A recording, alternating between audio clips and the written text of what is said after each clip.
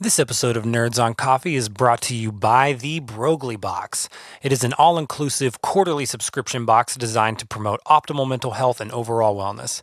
Each beautifully designed box includes full-size curated gift items such as essential oils, stress and anxiety combating tools, coloring therapy books, candles, aromatherapy, journals, calendars, self-help guides, and more.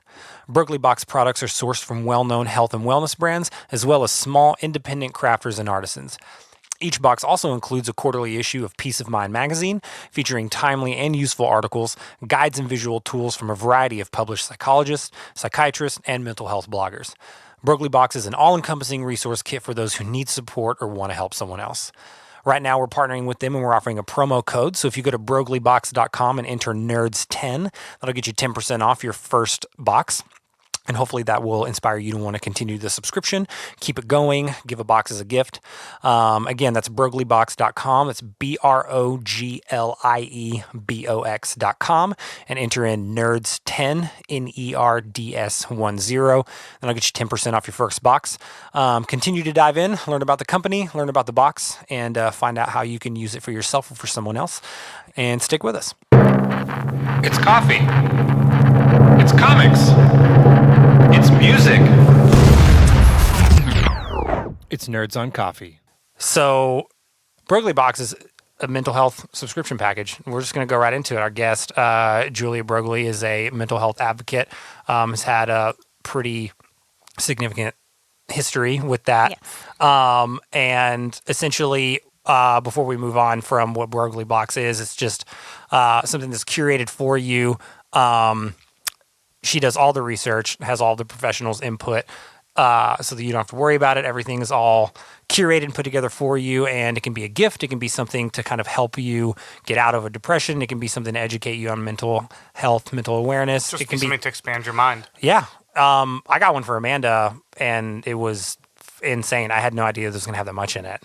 And so we still use the diffuser all the time. We have 2 diffusers now. It's our second one. And so now we don't move them from rooms. We're just growing diffusers from room to room. Our house just smells like peppermint and lilac just all the fucking time now. It's great. But before you started recording, you had said that you just recently went full on into this. This is it all day, every day. What were you doing before, and how did you kind of make that decision that this was the moment? Yeah, so my background, I'm actually a chemical engineer by degree.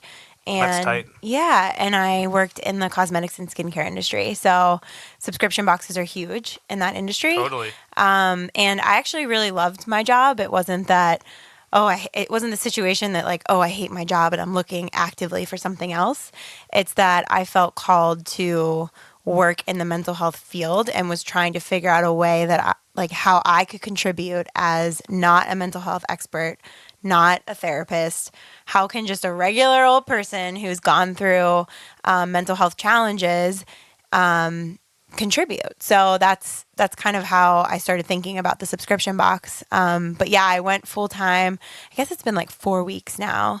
And it really came down to the fact that I did it in pieces. So I went part-time, and I was working part-time for a company, and then also doing BroglieBox. And it got to the point where I was working just an insane amount of hours a day. And I started thinking about it, and I really need to practice what I preach, right? Right. That's not good for my mental health to be waking up. Just running yourself down. Exactly. That's what I always find interesting about doctors, right? You see them all smoking cigarettes outside the hospitals. I'm like, what's going on? Yeah, they sleep 2 hours every other day, and then Yeah, exactly. So I started thinking, and then also I was running into different opportunities that I ended up having to pass on because of my other job. Gotcha. So I was like, if I really want to grow this company, and I need to put the time in and have the flexibility to be able to do that. And I'm pretty young, so I figure if I'm going to take any risk, I might as well do it now. Yeah. Not married and don't have kids. I pretty much have all the freedom that I'll ever have. So now is the time. Yeah, no, I think that's great. And I think that's honestly what it takes is for people to not think that a mental health professional is the only one that's qualified or that is able to speak into mental health and to go for trying to do something to help. I think it's amazing that you had that perspective and you're just fuck it. This this needs to be something that everyone talks about. It's I mean, also like people. sorry, I didn't mean to interrupt No, you, you're but it's like a moat to mental health, right? Like the time to do something is not when it's time, but be very preemptive and Proactive. very Exactly. Yeah. So like similarly, you didn't wait till the company had 50,000, 100,000 subscribers, and you were like burning the oil on both ends. You were like, no, like I see the vision, I know it's time, and I'm gonna build it correctly from here on out. Absolutely. Yeah. I mean, this is an audience that's very sensitive. So I didn't want to promise them all this stuff and then deliver non-quality product. So Yeah, I wanted absolutely. to make it right from the very beginning. So how I did think you that's come up great. with the idea for it? And when did that happen? How long ago? Let's see. So my brother died by suicide 5 years ago.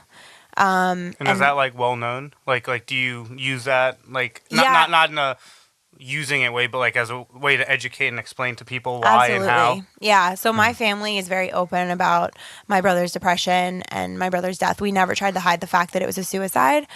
And on the opposite end of that, myself, I've always struggled with anxiety, depression, and a little bit of OCD, but I never talked about it until my brother died. And then once my brother died, we started, because people saw how open my family was and because I started talking about my own mental health challenges, all these people were kind of coming out of the woodwork and telling me, oh my God, I experienced the same thing last year and this is how I got through it. Or, hey, like I'm going through this and just from, your situation with your brother, like, do you have any resources? So I was like, man, there's really a need. And this is something that is quite common across the board. Yeah. Totally. I mean, Yeah. even Especially in music. Yeah, absolutely. And creative industries across the board. I mean, more people than are willing to admit struggle with some. Well, because type of mental health. inspiration has to come from a lonely place, ironically enough. Yeah, most of the time Yeah. it absolutely does. Yeah, I was talking to someone, a friend who's in the music industry, and he was saying that until after talking to me and being educated about what anxiety is and how he can potentially help it, like he didn't realize that what he was experiencing for the past 10 years was anxiety. Oh, yeah. Because he just never thought about it as something. He was like, I don't know what this feeling is and I hate it. But then now he has techniques because just from me being open to talking about it. Not even a person, and I love to use this analogy, not even a person ago in our history, we didn't work day jobs.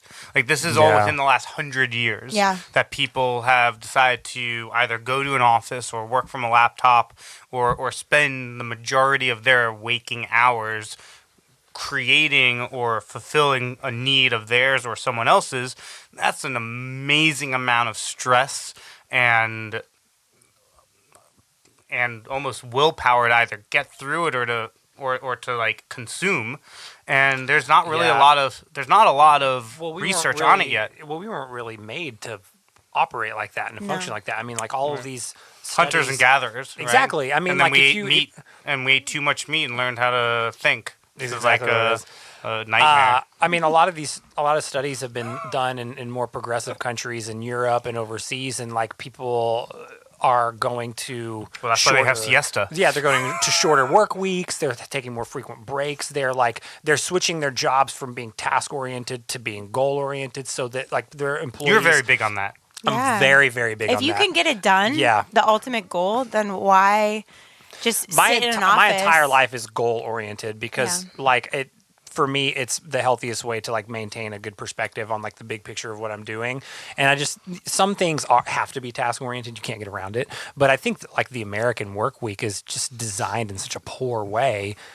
Like people throw themselves into addictions. They get cancer. They literally take their own lives. They've ruin relationships, they ruin other opportunities because of the way that our work week is designed and the way that like our society has told us we have to live for what we have to get. 100%. And to build on that is you're sober now almost 7-8 months? Almost 8 months, yeah. Killer. But like there's no difference between being drunk and being sleep deprived in terms of the just chemically in your brain, the way in which you interpret ideas and make decisions based on things, right? If you were saying how people miss opportunities, right? The opportunities that people miss are also because they're not in a mental state No. due To to make sleep decisions, deprivation yeah. to make Exactly. those decisions, right? Like, I mean, you've been on tour and I've been on tour, and we've 100% both of us snapped at people that in any other circumstance we would never snap at because we wouldn't absolutely. care. Yeah. And it was When just you're- because we were 7 days in on 2 hours of sleep. when you're depleted and you turn into a different person. I mean, like your brain just wasn't meant to function that way. No. And like you're like starving it of what it needs. And like so many people like throw sleep on the back burner, you know, It and should be number one. yeah, exactly. Because it's like there's so many substances, there's so many things that I can use to help me get through my day and my week because I have to be, you know, so productive to produce, you know, X amount of results so that I can get, you know, this input and this output. And it's like sleep is the number one thing that will contribute to the like failure or success of like your life. Like you are literally Amen. like, yeah, it Yeah. absolutely is. I mean, like you need at least 6 to 8 hours. I mean, how many a night, people like- will say to you and to me, like, how do you do so many things? And There's a difference between busyness but and I always say actually the productivity, right? 100%. Right, yeah, 100%. totally. And I always say I'm just efficient with my time when I'm up because I'm in a cognitive state that I can be efficient. Right, I because sleep. you schedule And you can sleep too. I prioritize. schedule. I Yeah, sleep yeah. 8 to 9.5 hours Yeah. every night, It's so full important. stop. Because I just could not function creatively Same. or for the tasks that we even have to just do during the day. Yep. If I did not have like the full capacity, it would be the same thing. I look at sleep the same way I look at lifting, and I love to lift. I'm a huge fitness advocate. And you would never go into a gym and go try to bench 315 pounds if you didn't train for it. Right. Yeah. So why would you think that your brain could go bench proverbially 315 pounds if you're not training for it? Just it wouldn't work. Yeah. People just don't associate sleep with a tangible output because it's non-tangible in the moment. Well, it's very difficult to measure Exactly. Yeah. whenever you come out of it, you know? And so I think getting back to something that you said earlier with, you know, mental health, I mean, like you said it something just so simple that I think a lot of people overlook. You just said the phrase awareness, just being aware. And most of the time, for most issues in our society, I'm pretty cynical, and I straight up do not think awareness does much for a lot of things in our society, but that speaks more to my jadedness than its effectiveness. And I'm aware enough to acknowledge that. But mental health is one of the things that I really legitimately believe and have lived and have seen that like awareness absolutely is the first step. Like you have to like get people talking about it because then you like take away the stigma surrounding it's a problems stigma. with mental health. You empower people and you take away a lot of the power and control that it has over you because a lot of it is fear of not wanting to talk about it. It's a fear of being perceived as weak or fear as being perceived as someone who struggles or who's wrong. And that's one of the main things that contributes to people not ever getting help. And people thinking that they're the only person in the world that feels Exactly. that way. Yeah, Yeah, there's strength in numbers for sure. absolutely there Yeah. is. I mean, I've But all illness is being demonized, right? Like I've even seen friends that like would break their leg, like just like out and about, and like I would hear their boss be like, "Oh, you should be in work the next day still." So the problem I think is obviously mental health is at the tip of the iceberg and like the number one issue, but we're getting into this like culture where Instagram rules all. So if you're not doing what everybody perceivingly is doing, then everything is an issue, right? No matter. Like, yeah. I mean, I could say I remember days where like when I was a kid, someone would get injured and they would take a week off to like heal. Now that's Yeah. like that's It's like unheard of. blasphemous. Yeah. Yeah. That's blasphemous. It's like how is that? Or they have the- prescribed number of like sick days, and it's Right. like, well, Yes, what if I I've get? seen- What if I actually am That's sick? wild. right. 6 days, and I only have 5. Yeah, the idea that there's sick days in people's contracts Yeah. is ludicrous. Well, we live in such a hypocritical society because literally in the same breath, we're telling people that, you know, you need to take care of yourself and we care about your mental and physical well-being and you need to be taking measures to make sure that you're as healthy as you can be. But then whenever people actually need to access those resources and cater to making sure that they're not going into a black hole, they're like being forced back into a situation where people aren't allowing them to take full advantage of those resources. My favorite thing is my favorite is listening to companies talk about work-life balance. Oh, yeah. I'm like, your life still exists when you're at work, and you spend how many hours a day at work. Right. You shouldn't separate your work from your life. Like, your life is the umbrella. It's your life. And It's just your life. It's your life. And there's like work and fun, or work and personal, whatever. But work and life, that makes zero sense to me. I hate that phrase. And the other thing is like what along the lines of what you said.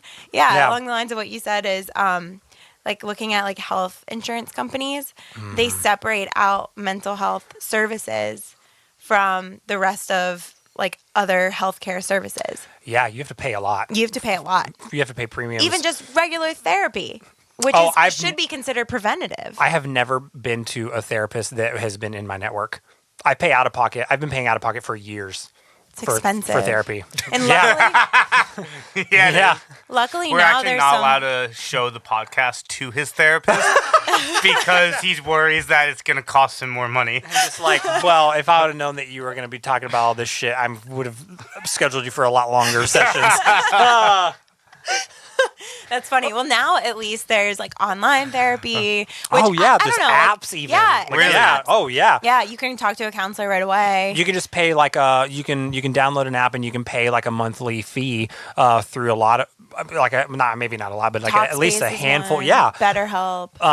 BetterHelp for sure. I've seen that. Like it's a handful of apps because like I've used a number of apps over the past year to track my own sobriety, and like a lot of them offer extended services. You can pay like $30, $40 a month, and basically that gets you access to being able to to text in to a mental health professional or a therapist video or conference. video, Really cool. Yeah. like kind of like you can set a schedule and stuff. And so it's become extremely accessible now.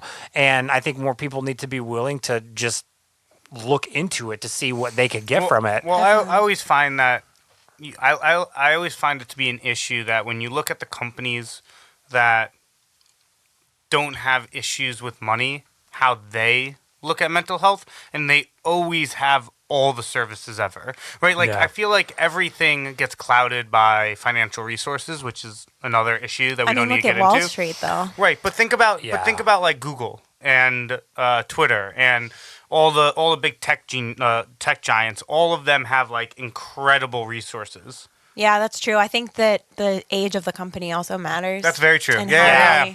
how they started. Yep, totally. Most of these companies were started by people in our age bracket. Yep. So I think that's a Yeah. big thing that goes into it.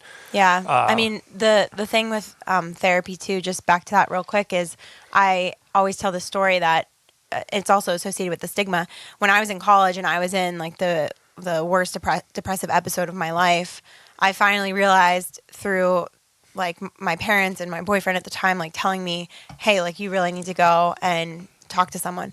I went to our mental health services and was put on, I got to speak to someone for 45 minutes when basically it was just me like blabbering and crying about everything that I was feeling. But it wasn't therapy in a sense that it wasn't back and forth. It was just me like talking. It's more of an outlet than anything. Yeah, because they do like a screening for the first time and then they pair you with a therapist. Well, Gotcha. I got put on a 3-month wait list. Oh, wow. That's an entire semester. Yeah. And at that point, there were no online therapy resources available. That's so crazy. it's great that that's available now. And I Totally. think it's funny because I like actually talked to my college and it's gotten a lot better. They've hired more resources because I mean, in their perspective, like their hands are tied if they don't have the money to spend on hiring more Where'd therapists. you go to school? University of Delaware. Oh, I like Yeah, that school. East Coast. That's dope. I went to UMass. Oh, nice. Yeah. Yeah. I almost went to Delaware to play soccer. Oh, cool. Yeah. Yeah. Delaware is a great school. And I had a really awesome experience. And they've done so much since then. Like, even in May, they do like a whole mental health awareness month. And they have different organizations Have you brought the on box the there? campus. I've talked to them about it. Very But we'll cool. see if I can get it like at least like some flyers in the counselor's office. We'll Damn see. straight. Yeah. That's right. Right. Yeah, That way it's that they crucial can, in Yeah, I college. mean, hey, Like- that should be like the. It should honestly be given to like every freshman. Yeah. Yeah. Right. Exactly. That's preventative. Right. I feel like college is so strange, right? Because you strange. spend 18 years of your life coddled by your parents and being told that you're perfect and that everything you do is God's gift to earth. Especially our generation. Yeah, the trophy, especially- Oh, absolutely. trophy Especially our Absolutely. generation. And then you get There's a dropped bunch of in 30-year-old assholes out there. Yeah, and then you get dropped in college at 18 and everyone's like, fuck you, who gives a shit? And like, how do you, Exactly. and that's, And your whole life is I feel like figuring that on these God. 4 creates years. a lot Yeah. of depression. It totally does. Right? I mean, and I think that, like, historically, college has been like this, catalyst of emotional and physical change that people go through, but like it's getting bumped back earlier and earlier now. Like kids in high school, kids in junior high. I mean, a lot of it has to do with social media, And and that shit's just crazy. like like kids in junior high now are dealing with shit that people that I knew dealt with in like their 20s of Right. like relationships and like Yeah. family problems and things like just like depressive states that they get into. Like kids are getting anxiety like younger and younger, and their brains are just being pushed into this like bottleneck by social media and by society younger and younger. Yeah. And the it's just second it's leading sad. cause of death between ages 15 and 24 is suicide. The second leading cause of death. And these are What's number like one? teenagers. I actually don't know. Is it still heart disease or is that like That's age older. specific? That's older. Yeah. I'll look it up. I'm very curious what number one would be, because that honestly sounds like number one is like car accidents, That's what Yeah, I was it might thinking. be like yeah. accidents If or- you're if diabetes, if it's like cancer. age group specific. Kyle. Me, yeah. Kyle right. coming A around. lot of people and- piss me off. I mean, you did have an Infinity Gauntlet that one time. Oh yeah. Yeah. Just What? Do I even want to know? oh no, we just went super nerd. way nerd. Yeah. You see a stack of graphic novels Yeah, back there? we referenced like three of them all within 30 Okay, seconds. you guys aren't kidding. No, it's nerds Also- on coffee, like weird, like card carrying But like, nerds. I consider myself a nerd, but not Yeah. in the same way. Maybe Well, just like because. I've never I don't like read comics or anything. well, yeah, like that doesn't mean that you are or aren't But a I nerd. like geek out over. Have you watched One Exactly. Strange Rock on Netflix? Nope. No. What's Oh that? my god, it's all about Earth and space. Wait, what? Yeah, and I'm Will Smith is the downloading. narrator. It's amazing. Ah, One Strange Earth. One Strange Rock. One Oh. Strange Rock. And it's from the perspective of astronauts. That's So dope. like they're talking about like how Is it everything like is kind of like a connected. documentary series thing, or is it like a Yeah. scripted show? It's probably similar to Through the Wormhole, which was narrated by Morgan Freeman. Oh yeah, that's I don't dope. have service, so I can't look up the number one cause of death, ages 15 to 24. But I'll get back to you at a later date. Can you look it up? You have better Yeah. service than I do in here. Uh, Oh, I got it. I got this One Strange Rock. It's sick. Well, while you're looking that up, I want to tell you something. So I shaved my beard for all the listeners that know. what was the age bracket? 15, 18? 15 to 24. Oh, 24. Oh, Oh, it's not Geo. Oh, cool. Yeah. Yeah, sick. What is it? it says accidents, like unintentional Accidents. injuries, and then suicide, and then homicide. That's Homicide? Insane. That's- oh my God. homicides on there. Yeah, No, it's pretty bad. that's But accidents Yeah. aside, mental health is the number one cause. Yeah. Because I think accidents are every number one category. probably. Yeah, Yeah. I mean, I just think that like it just sucks because it can be so preventable. Yeah.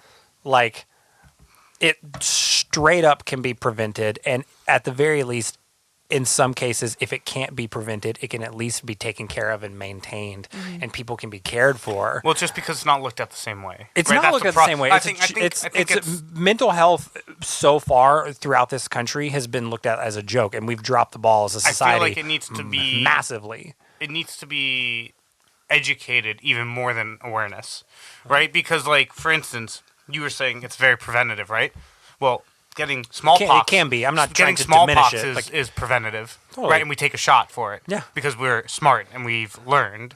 But Yeah. we haven't learned and we Learned yet. haven't evolved to, like, just like science told us, hey, when you're a baby, you should probably get this smallpox vaccination so you don't die of this horrific disease. Yeah. We should have learned and been like, hey, kids should probably have an outlet to talk about their emotions, Yeah. because if they don't, they're going to shoot up schools, right? Yeah, I mean, I still think that that is something that like is much progress as we've made. Like you said, science hasn't fully backed it yet societally, and our culture hasn't come fully I think full science circle. has backed it, but the NRA Well, and other Well, what I'm saying, organizations haven't. what I said was like in our society, like people haven't like latched onto that as Yes. tangible Because proof. when they think of mental illness, they immediately go to like psychotic. and Exactly, it's crazy one and- extreme or the weakness. other. Yeah. yeah. You're I think either that's the biggest problem is weakness. yeah, people either assume that it's something extremely severe that a minority of the population struggles with, or they go the other route with it and they diminish it and write it off entirely by just saying that like you don't know how to like be in a good mood, or like you're just being bummed out, or you're being sad, or like depression isn't real because you just don't like take care of yourself and you suck don't it have like a up, good habit. yeah. It's suck it up. And so it's like I grew up in the South, and I really hate the South for a lot of reasons, but honestly, close to the number one thing was that like mental health is such a fucking joke in that part of the country. Like you can't You talk gotta be about a it. man. You got to be Yeah. tough. You can't talk about it. You go to doctors, and it's like it's not really a thing. Like I didn't really start becoming aware of like what was going on with my own mental health until I moved to LA. I started going to therapy and like I realized that I had severe clinical anxiety from the age of 3 for my entire life. It's eye-opening, I right? did not know what Yeah. anxiety was because it never went away. Yeah. Like But you also had an amazing person help you realize that you needed to go Yeah. get some help, right? A lot of people Yes. don't have an Amanda. no, or, not at or all. have somebody in their life that's like, hey, what you're feeling is cool, but it's probably fixable, and there's steps that we can take. Well, but that's to why do that. we have That's to the like stigma thing. pick Right. up Yeah. like do our fucking job as people and take care of our fellow person, because you're right, not everyone has an extremely self-aware and supportive and patient wife who will walk with You to therapy. you. You know what I mean? It's like And not I really everyone want has to go buy that. that new guitar now. Thanks, honey. Yeah, thanks. I'm feeling a lot better actually. There's actually a great resource for people that might have a friend that they want to talk to, but or ask if they're okay, but they don't know how to do it. It's called Seize the Awkward. And I've seen have you ads seen for it? I've like billboards for that. Oh, really? I think They probably maybe I have. saw something it's pretty different big. or like But they have these little videos on their website, and it's scenarios, but it's two people like, and so they give you examples on what to say, what not to say. yeah, they how walk to you guide through it. like talking to someone about what they might be struggling with and like how to Exactly. just get it out for the first time. I have seen ads Yeah. for that. That's what it takes. Yeah. Like it straight up just takes people being willing to engage in a conversation, because that conversation in and of itself probably isn't going to solve the problem, but the problem's never going to get solved if you don't start talking about it and make someone aware of the fact that they need to like dig deeper and Definitely. find a way to like get more help and get more treatment. And I Like- think another thing, going back to what you're saying about being depressed, it's also really important for people to be able to be self-aware and understand the difference between being depressed and being in a objectively depressive situation, because those Yeah. are very different things. Yeah. Both need help and both have things that you can work through. But if you live a life that maybe you live in like a trailer park, or you have like a really shitty parents or stuff, yeah, like that's depressive. But I think the other thing that people don't account for is like Eli Manning is a great he has like this whole thing. There's an app right now that he's really pushing about this. He's like, I've been on the biggest stage on the biggest field in the world, and I feel all alone. Yeah. Yeah. Right? That It's not.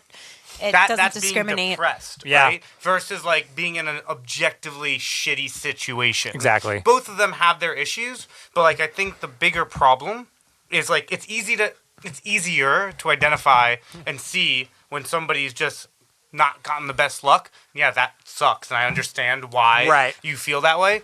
But the one that's more like the ninja is like someone like Eli A Manning. perfect life. Right? Yeah, exactly. Perfect life. Yeah. Dude's won 2 Super Bowls, makes millions of dollars, played in the greatest city in the world, and feels like he has no one to talk to. That's the type of depression that I think is way more common in this millennial Instagram-focused society Absolutely. that needs to be like addressed. And they feel like the only person because they look at someone's Instagram feed and they're like, "Oh my God, Exactly. they're happy, so I don't have to worry about them." Right. But really, Meanwhile, it's they like, took 30 photos to get that picture and start crying right after. Yeah. and Pretty much. Facetune it. I just learned about Facetuning. Do you guys know what this is? Yeah, I have. You can I have literally make Facetune. yourself like skinnier and like change like your body. And I was like, Yeah. oh my It's God, like in an I feel app. so Yeah. bad for Yeah, like you got the catfished 14-year-old hard. girls 100%. that are like feeling like they have to Facetune themselves. So like we as a society are now saying that like through our products that we are telling people that they need to have, we're condoning that behavior. Yeah. And what's total fucking bullshit about the whole thing is that the exact same people that would put those out would also be the first people to defend like body image Be and say that like you. be you, be secure, like you don't tell anyone, but also buy my like product but buy and- my app So for that you- $35 so Yeah. that you can make your fucking neck not look as fat and you don't get made fun of next day at Well, school. that's the problem with like cigarettes, That's the right? fucked up part of this Well- whole thing. Well, Like, cigarettes and alcohol, right? So so the alcohol industry as a whole funds Alcoholics Anonymous, Yeah. right? And cigarettes as a whole, as an industry, funds all of the cancer foundations around it. Because if you can control the narrative of what you're going against, it makes it better. So all Yeah. of these industries, That's interesting. yeah, all well, these the alcohol industry does not fund Alcoholics Anonymous. Like, nothing funds Alcoholics Anonymous. I'm in Alcoholics I know, Anonymous. but I'm saying, like, well, maybe it's not whatever the awareness. it might not be as cut and dry as what you just said, but it might. They may like. They may have their hands in They it. may have their hand in it. Like, I'm not. They fund like, the research around it, just like the cigarette industry funds the research around cancer. Sure. Yes. That's yeah. I think that's a more fair way to say that because I'm not saying that it doesn't happen because Right. big industry is going to find a way to control everything. Right, control I'm the not narratives. naive. Like I'm not a conspiracy theorist, but I'm also not naive enough to think that that doesn't happen. You know. Totally. But no, like I'm like AA on an individual level is self-sustaining. Like from group to group, from region to region, from like practicing meeting to practicing meeting. Like it's self-sustaining. And so, but yeah, I just think that like kind of going back to the social media thing, like I just think that it's like horseshit that like the same people that are telling you to like be you are also putting like photos up of themselves that are heavily doctored. Yeah. And like that's really hypocritical. And like you're saying that it's not okay to be you by your Right. actions. Yeah. But there are some pop stars right now that are like going Talking against that about grain. it. Yeah. Yeah. So do you know? Have you seen all the stuff that like BB Rexa does against it? No, I haven't. BB Rexa, Lady Gaga does a lot. yeah, but BB I knew Rexa is Lady Gaga actually like did. Billie bigger. Eilish.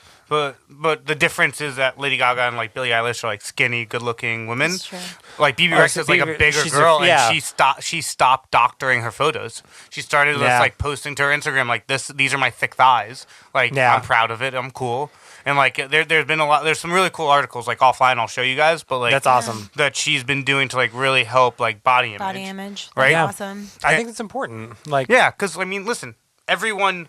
It's so crazy to me, right? Because we have such a double standard as a society. Like we don't get depressed as a society when someone like Adele pops up, who's just like, no matter what you do, her voice is better than yours. Period. Yeah. Why is it when someone has a better body than you, no matter what, you get depressed about it? You should be depressed about the voice also. To me, we don't look at things logically. It's like you're born with like Yeah. that Right. talent. Right, you're Well, born not- with it, and listen, if you're born that way and you're born with that body, you should be proud of it. That's what you were born with. I completely agree with you, but not everybody has the awareness to approach things on such a binary level like that. Yeah, and because true. also there are significantly more people that want to have a better body than they currently have than want to sing like Adele.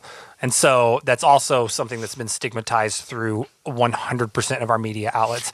And also, All of them. Also, It's true, a huge double standard. True. Also, the other side of that you just made me remember is that it's only been, I mean, maybe 50 years. Oh, yeah. That we've cared about better bodies, right? Because before Yeah, that, think about it, right? Because before- before Yeah, that, the fatter totally. It you was were, like- the bigger you were, yeah. meant that you had money, you had food, It you was had a sign of wealth. It was a sign Exactly. of wealth, right? Because you never wanted- Up until yeah. like Arnold Schwarzenegger, really, in like the 60s, did people Yeah, care? 60s, 70s, 60s, yeah. 70s, did people really care about like looking fit? Before that, the way that you looked fit was by having weight on you that showed that you were able to eat well. And if you were able to eat well, that means that you were successful. Exactly. Well, Joe Rogan talks about this in one of his stand-up specials, and the context is a little different than what we're I know which one you're talking. the Megyn Kelly thing. Yeah. So, like, the context is a little different of what he's talking about. But the lesson here, I think, is exactly applicable because he is making fun of the fact that, like, someone like Megyn Kelly, who's a Fox News reporter and analyst, she's a journalist, she has a law degree. She's smarter than most people any one of us will ever meet. She's extremely intelligent. She's very pretty. And she goes, and Joe Rogan says it perfectly. She's like, she goes on TV wearing what I can best describe as a vagina curtain. Like, and she's just in super fucking, like, low cut, like, tops, really high skirts. She's in heels. She's crossing her legs. And it's like, what? First of all, yeah, you, woman, look how you want, dress how you want, be who you are comfortable being on TV. It is your life. It is your body. It is your job. I'm not saying that you're wrong for being that and looking that way. But also, what business does a journalist have going on Fox News dressing that provocatively? Like, and how much do you think that that's her decision and not the network? that's what I'm saying. So yeah. But, like, regardless of whose decision it is, you have someone. Let's face it. Like, let's just talk about, like, the elephant in the room. Like, you have extremely attractive men and women, like, personalities on TV, on the news, which should be objective and unbiased. Which we're not. This is not an episode about that. But It could be. It Save could this be content. Yeah.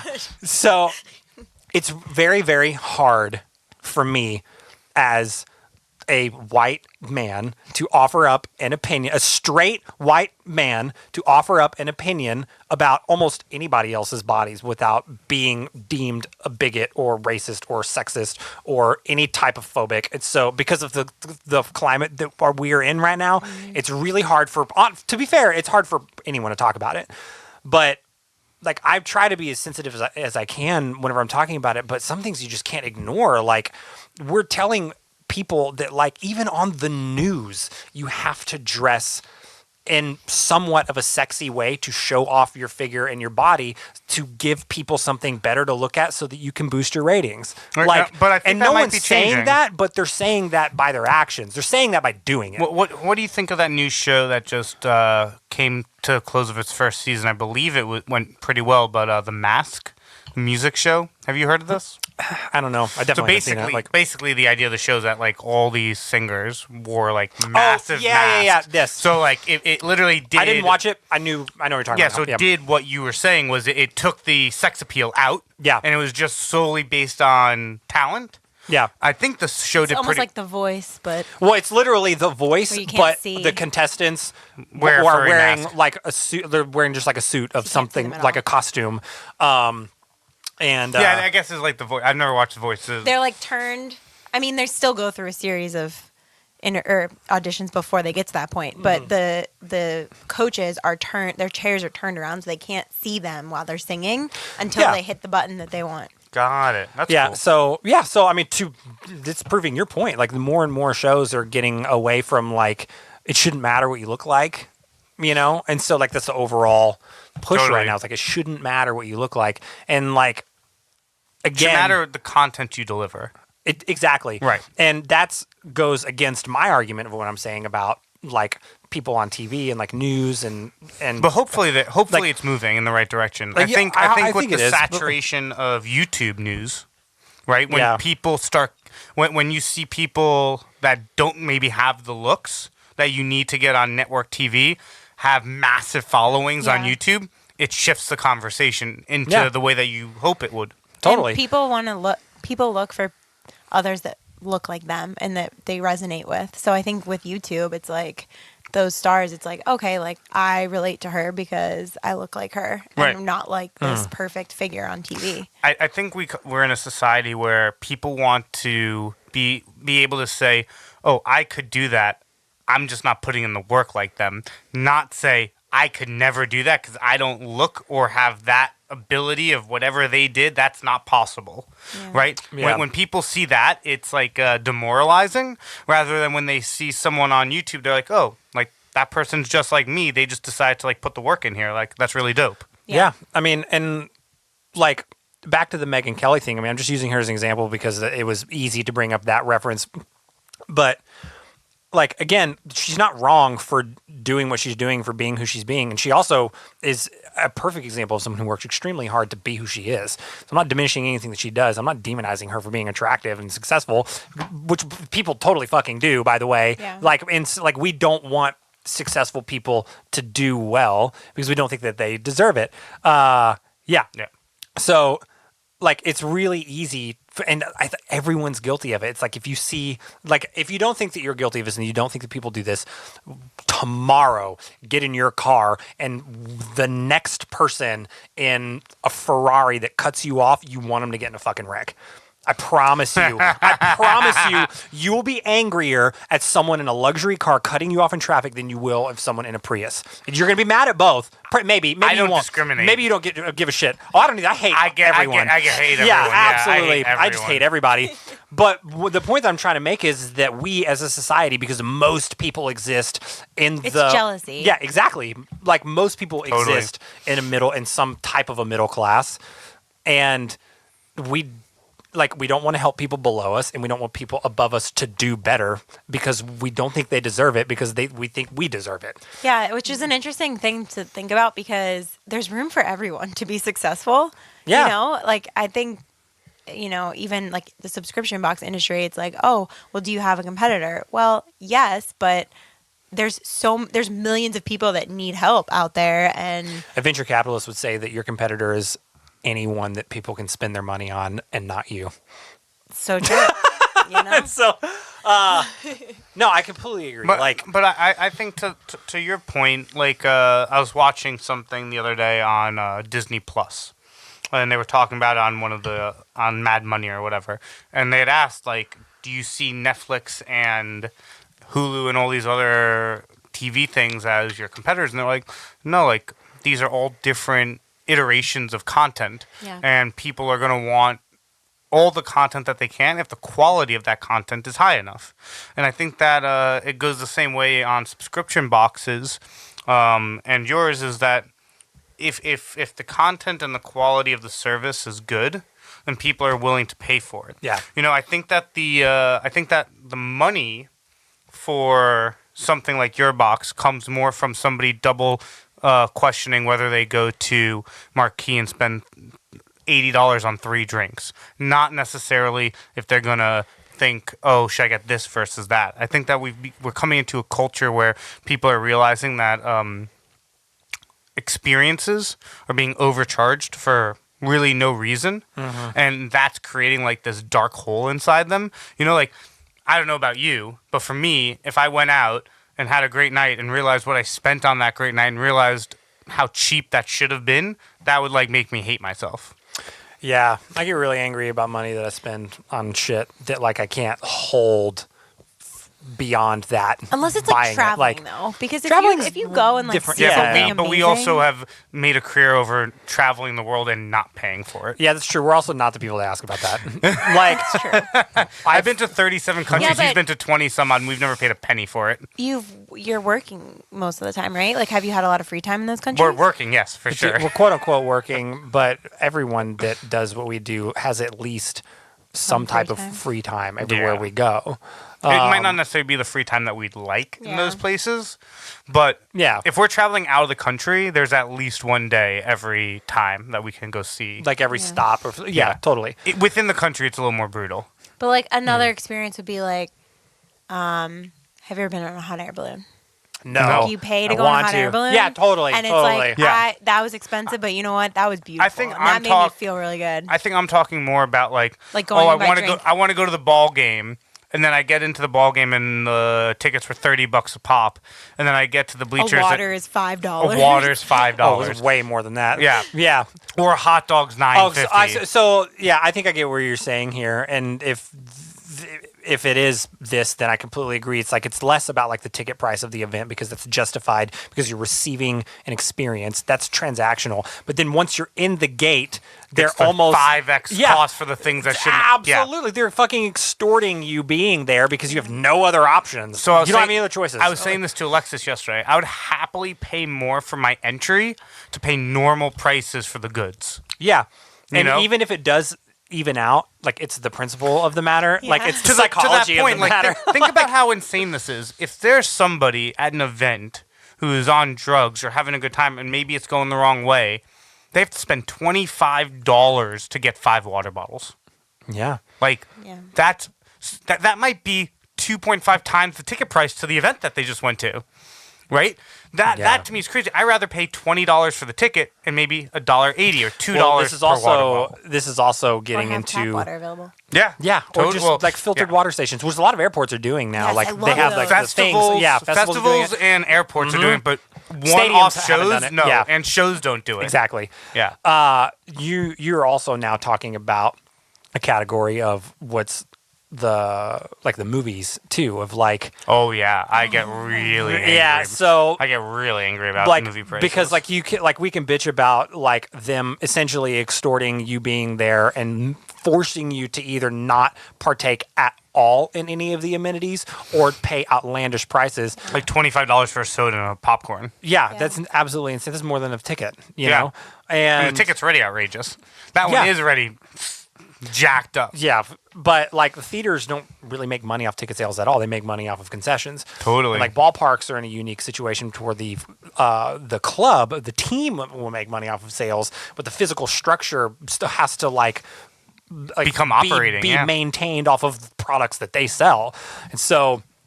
It's just this weird balance of like, yeah, I understand that you need to provide like and support your existence, but like, fuck you, charge $3 less for everything. People will buy more because Yeah. they're going to be like now rewarding you for being normal. It's just frustrating. Like I'm just Think about happy hour. You end up Yeah. getting like so much more food well, that's So yeah. So let's listen to because this. it's $5 each versus Exactly. like $10. well, So and people you end up Saturday- willing spending to spend more too Yeah. because yeah. So Saturday I was in San Diego with Alexis, and they had happy hour on the weekend, which is amazing. And me and Alexis went and we hopped 2 different restaurants, and we spent probably more money than we'd probably spend on a dinner somewhere. Hmm. But we had a ton of fun, and we got like 18 oysters, 4 drinks. That's great. It was like, and it So was you like did kind of like $80. a progressive Yeah, it evening was like where you just like went yeah. It was like $1 oysters and $5 drinks and like blue crab rolls for like $6. So we had like a smorgasbord.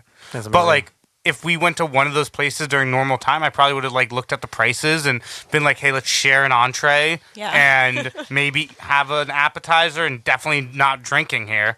Like absolutely not. Yeah. And Kyle doesn't share food. yeah, Kyle doesn't Not share happening. food. It's like Friends with Joey. Joey doesn't share food. Have you Yeah, seen that? no, I love Friends. It's one of my favorite shows. Friends has been the background noise to our lives for years. Love that show. Years, decades.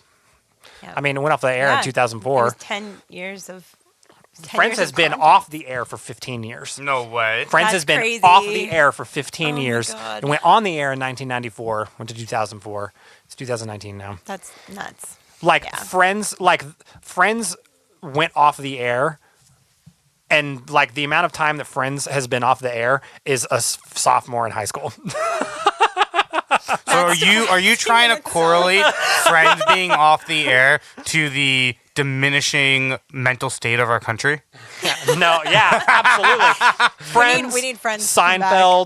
Seinfeld, Cheers, Home Improvement. You know what? Like, Ironically, though, yeah. that show, like they joke about jokes that like would never fly today. Oh, not at all. Yeah, totally. No. None of those sitcoms from the 90s, early 2000s aged well at all. No. None of Even, you. like, even, You're like, not The gonna like them Office. if you didn't grow up watching them. Yeah. That's the Like, thing. if you go watch old Home Improvement, Oh, dude, oh, they're sexist as shit. it's really... I laugh at all of them. Yeah, on Friends, they joke about like people killing themselves all the time. They totally do. It's just it was a much They less joke about killing Kramer in Seinfeld all the time. Oh yeah, all the time. time. Well, Larry David is an extremely dark writer. First of all, but which is also one of the reasons why he's one of the funniest people on the planet.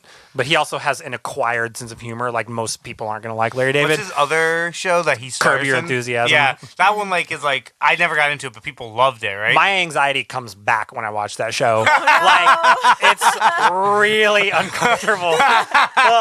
It's real awkward. Real awkward. Like, there's one episode, just to give you an example, there's one episode where he goes to a dinner party, and it's kind of a formal event, and he runs into a woman that he doesn't want to talk to, and she's in a wheelchair, so he pushes her in a closet and closes the door and walks away. Oh, my God. No way. Yeah, way.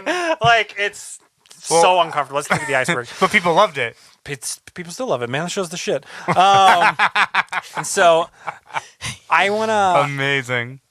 Yeah, I mean, I want to take advantage of you being here on the show, Julia, and That's sexist. continue to. I want to take advantage of you on the show. Is what I'm trying to say. For No. everyone listening, I Not at all. don't look like Megyn Kelly. I don't have a provocative. That's exactly right. You're not in vagina curtain. You're in vagina drapes. So. I didn't stop while you're ahead. Oh no! Have you listened to our show have before? you listened to any other yeah, episode? this is. I've listened to part, but I guess I think not because Kyle has so much respect and enthusiasm for educating on mental health, he has been very tamed. But That's true. Yeah. This has been a really tame episode. but Kyle usually within minutes will say something about the Nazis or oh my God. Well, dude, it's just mental health awareness has just No, been it's important. something It is that it's important. I've been wanting to do this episode for a long time, and I just it's just something that's extremely personal, and No, so I I want to 100%. I want to take the whole episode and just talk as long as we can about it, because I think that people just don't talk about it. Yeah. People just don't fucking talk about it. It's really, really damaging that people will not acknowledge it, first of all, as a legitimate disease, because it absolutely is a disease. Anything that alters your brain chemistry and forges new neural pathways and literally shrinks your hippocampus, alters your prefrontal cortex. Every part of your functioning brain is affected by this illness and this disease that is preventable, is treatable, is curable, and has been allowed to grow way, way far and way beyond Out of what it ever control. should have. And why do you think that initially, right? So I think that everyone on this podcast and a lot of people that follow mental health understand how it's gone off the rails in the last 5, 10, 15 years. But why do you think, or have you done the research, or do you have an opinion as to why did it start like that? I think because of what we said earlier about people feeling that it was a weakness, and then anytime someone would try to talk about it, got faced with a negative response. And so then it was shunned. So do you think if, on the flip side of social media being bad, do you think if when people started initially talking about it or trying to talk about it, they had the ability to see that they weren't alone? Do you think that that a big reason is that it got to a tipping point at a point in society when we didn't have the ability for people to not think that they were siloed, right? Yeah, I so there think- was no social media, there's no cell phones, there was no communication. So Yeah. if somebody was in an office and went to their boss and tried to talk about it and then they get shunned, they didn't have Facebook to say that too. Exactly. No, I think social media is definitely a blessing and a curse, and we've already Yeah. talked about the negative effects of social media, but there are so many positives that have come out of sharing, because you can share whatever you want. Absolutely. And 100%. you don't Yeah. have to get on the news to talk about what you want to talk about to Definitely. get to an audience. So social media has definitely provided that platform for people to go on, and they can also do it anonymously. I mean, there's bloggers that blogged under an alias for several years, just explaining, there's this one woman that I've become friends with, and she has bipolar disorder, and she started as a blogger, totally anonymously, telling her story. And then her blog just started getting all this traction because other people started reading it and responding to her and commenting on her blog saying oh my God, I have been suffering with this, and you put into words what I couldn't put into words to explain to someone, Totally. to Yeah. my family.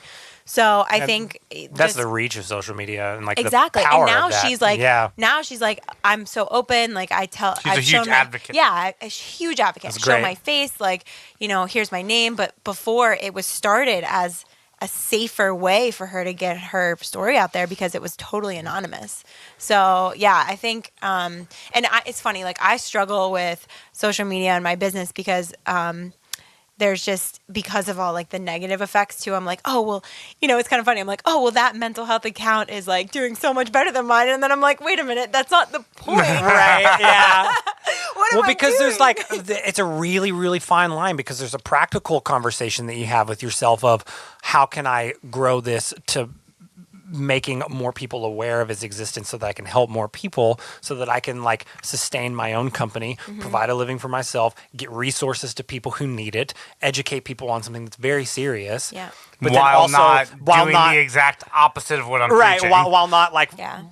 breeding in like a borderline insecurity out of the fact that like there are always going to be accounts that anyone can look at and be like, well, if only I was at that level. Yeah, exactly. And I want to grow to a point, like you said, where it's like I want to grow it because I want people to be more aware and I want people to learn about the product because I think it can actually help them. Yeah. But I've talked to several different marketing companies and they're like, oh, if you pay this or that, like, you can have more followers, you can have more engagement, blah, blah, blah. And I'm like, it's not like my goal in life, Right. Like, I mean, yes, I know those are important parts of, and I think that's the difficult part of being an entrepreneur in a business that you're so passionate about, or it's so personal. It's so personal to me. And I don't want to relinquish control over my, like what I post on my social media Sure. channels because it feels so personal. It's an extension of yourself. Yeah, absolutely. Yeah, totally. Well, But then I also have to be like, put my big girl pants on and say, hey, like I'm a businesswoman now and I need Yeah. to separate myself from the business and say like, if I'm asking someone to help me out or do me a favor, I'm, asking them. I on usually behalf like of the Kyle business. to post for me because he usually puts me in the worst light possible. Oh, perfect. Exactly So Kyle, right. you're hired. yes.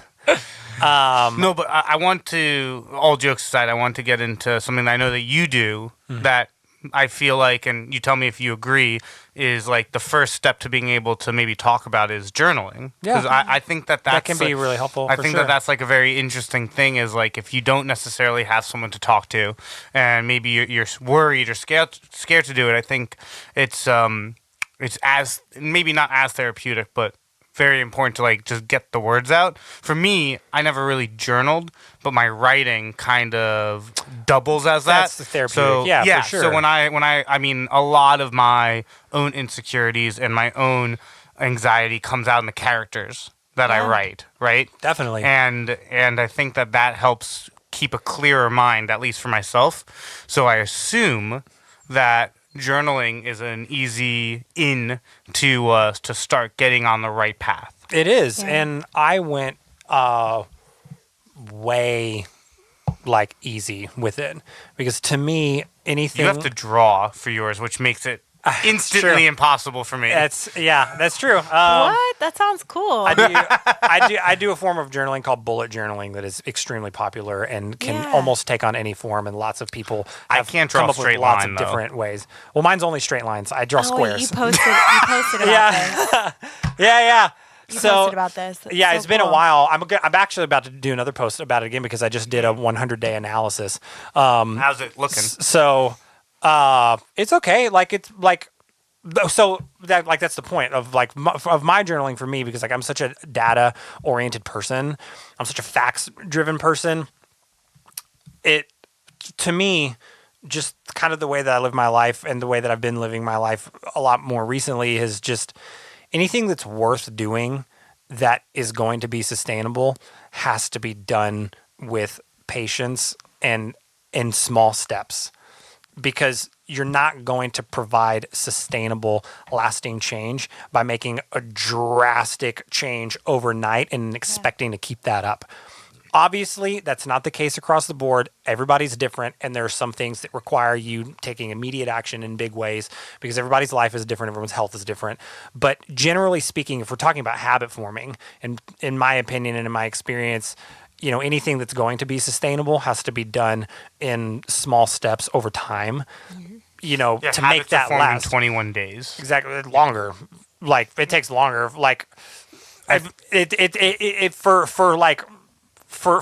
order for a habit to actually be, I think the University of Kentucky or somewhere, like I was reading, like before I started journaling, I was reading like a lot of studies that universities had done, and I was actually really surprised at how quickly it can take to break a habit and how long it actually takes to like ingrain a Yes, habit for sure. and to make that habit sustainable. It can take up to 2 to 3 months for a habit that you want to sustain So let me for the rest of rephrase. your life. I only have ever studied dieting. So dieting is 21 days. That's different. Yeah. So You can change your eating habit. It takes 21 days to Yeah. change your perspective on like sugars or carbohydrates, Right, et cetera, right. et cetera. So there's actually two resources that I just want to mention. One, it's called Habit Nest, and it's a journal, but it helps basically keep you on track with whatever habit you're trying to either make or break. Oh, awesome. And they have different ones. So they have one for like getting up in the morning. They have one for exercising. They have one for eating. And it's a book. It's a book. It's like you physically write in it.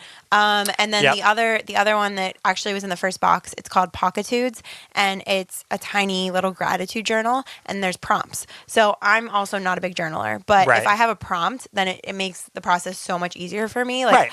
me freestyle writing about my day, like I've never been into it.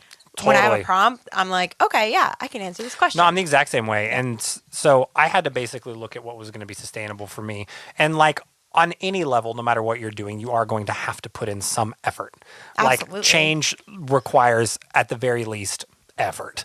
Yeah. So for me, the reason why I chose to adapt a form of bullet journaling is because I wanted something that was really easy to do, that took almost no time out of my day, that could yield results and help me make changes for my daily habits.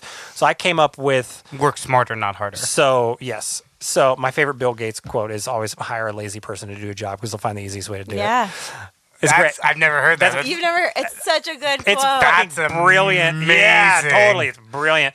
And to me, every time I say that, the first image that pops into my head is a guy mowing a lawn and just tying a rope around the lawnmower around a tree and just letting the lawnmower mow the lawn in circles by itself, and he just walks away. I don't know why that's the image that always pops into my head of a lazy person finding an easy way to do something. But that's for years. That has always been the image that pops in my head. I don't know why. It didn't come from anywhere related to that quote. I probably saw it in some cartoon or some shit. But no, for me, the reason why I started the form of journaling that I did is so every single day gets a square, and on the left side of the square, I write what day of life that is for me. And so instead of writing like a day of the week or keeping it in like a traditional or Gregorian calendar format, if you will, to me, it's easier to like look at my life just as this is a day. And so like obviously like, I live in a society, and so I have to be aware of what day of the week it is. But you don't. in terms of You really don't. no. Interestingly enough, this morning I was like, is it Tuesday? Oh, You know yeah. what? I actually did think it was Right. Tuesday today. What day is it? It I think 'cause felt of like a Memorial Tuesday. Day Well, But weekend. the fact that you're asking that question means that at some point throughout your day or week, someone's going to demand that information from you, and you're going to need to recall it. Today felt like a Tuesday. Yeah. Right? Emotionally, it felt like a Tuesday. Yeah. So Anyway, sorry to interrupt. no, that's what our whole show is that. So each day gets a square, and then at the bottom of the square, I write what time I woke up, what time I went to bed, and then I assigned symbols to everything that I want to track, and so it's going to be easier for me to remember. Wait, but on the left you said you say what day it is, but you don't write Monday. You don't write. I don't write the Monday. date. I What do you literally write 10,906, 10,907, 10,900. Like so, like that, like the literal day of my life it is since my birth. Like so, Whoa. it's like I live. Like today is Wow. like 10,900 and like day 10,908 or something. He's like just that. waiting for From the day I was Prometheus born. to come. I know. No, I'm really Wow, just that's waiting. I really just amazing. want to live to 69, 420. And so Oh God. that's where the quality of our show comes down. We knew it was coming. But. So I did my first 100-day success rates and percentages of things that I wanted to be able to track. I'm going to read them. You don't have to look at it. I don't trust you. Okay. I do trust you. Just that was for like cinematic, Right. like for the climax. Okay. So basically, like, I assigned, like, I came up with my own little symbols so that I didn't have to, like, write it out. And so, like, around the top and the right-hand side of the square, I draw the symbols every night before I go to bed. And if I draw it in blue, then I was successful at that thing. And if I draw it in red, then I failed at that thing for that day. And it literally no time at all. Like, in like 90 seconds, I'm done. Some of the things are I was like, just gonna ask what the things are. yeah, so some of the things are binary of like, did I do this or did I not do that? Other things are, more relational based, and it forces me to be a little introspective about my day and meditate and kind of reflect on that. And so I get a good balance of both. And so, like, the categories are sodas. I try to cut out like liquid calories as much as possible, and it's easy to just do that with sodas. It's represented by a coffee cup because that's the easiest way to do it. How dare you? I know. I drink coffee every day, but Which is my fault. which is different. It's 1,000% your fault. It's literally called Nerds on Coffee. He never Yeah. drank coffee until the first episode. That was the thing. I'd never had coffee my entire life Yeah. until we And I started drink like the show. 7 cups a day. I could not get through Yeah. college without coffee. That's No. what I'm saying. Well, I he just didn't go to. I just didn't get through college. So the categories are like, I don't want to have sodas. I want to exercise for at least 30 minutes every day. That one you've been crushing. Well, not according to my percentages. What? Because I have to include when I began, like late over the past month and a half, 2 months, I've been crushing it. But for the first month, it was a rocky start, and all that data goes into my result, and I have to log that, So like the next 100 days are probably gonna be way better, But I'm trying to like kind of quickly break down how to do this. I don't want the whole thing to just be about like my journal, but like, I want to exercise for at least half an hour a day. I want to read at least a chapter of something every day. I want to limit my social media time to 25 minutes a day. I want to spend time in prayer every day. I want to put my family before myself every day. I want to wake up by 8 a.m. every day, and I want to limit explicit language in conversation every day. So it should probably tell you how big of an issue that is. If I'm putting it in my journal to try and track my use of explicit language, it's gotten way better, but it was out of control. Like Do you think that came with having a kid? No. No, absolutely not. I've heard my son say "fuck" more than once. Do you think that you wanting to change that? No. came with having- No, because I've heard my son say "fuck" a lot. So obviously it wasn't enough to get me to watch my mouth around him. It should be. I want it to be enough, but that's not how the way my life works. So in your first 100 days, yeah. what So did my you first 100 succeed? days, and so the whole point of doing 100-day, like a 100-day analysis every 100 days, is to like. Now I'm going to put a little bit more pressure on myself because I've given myself We have a 100 days. baseline. I have a baseline, and I've given myself 100 days to work into these being habits. There's part of my routine now. And so for the first 100 days, if I didn't do that well on something, I wasn't too hard on myself, because for me, the whole point for getting into it was to really just collect data and understand my life and understand my about showing habits. up, right? Yeah. Understanding like what I want to get better at, what my life looks like, what my routines look like, how I can change them. Again, gradually, how I can gradually change them, because I'm concerned about sustainability and lasting change. I'm not I care less about being able to like point at a result and tell someone that I did something. I care more about being able to wake up in a year and being like, I do this every day. That's what Mark Watney always said. Just start. Exactly. Yeah, I just love start. The Martian so much. Yeah. So that was the real deep one. Real deep. Yeah. So, which It's Mark true, Watney, though, by the 'cause way, people are like, I'll start on Monday. Or I'll Right. start on-" It's like, No, just do it that's now. why I didn't do the day of the week thing. That's why I did the day of life, because it shouldn't matter what day it is. My favorite That's why I did quote that. is the hardest lift to do is the one off the couch. Yeah, totally. So that's a modern version of a old proverb that says the journey of 1,000 miles begins with a single step. And so it's all the exact same part of the brain. It's the same motivating statement. You just gotta do it. So sodas, I had an 81% success rate of cutting those out. At least 10% of that 19 was with me. Yeah.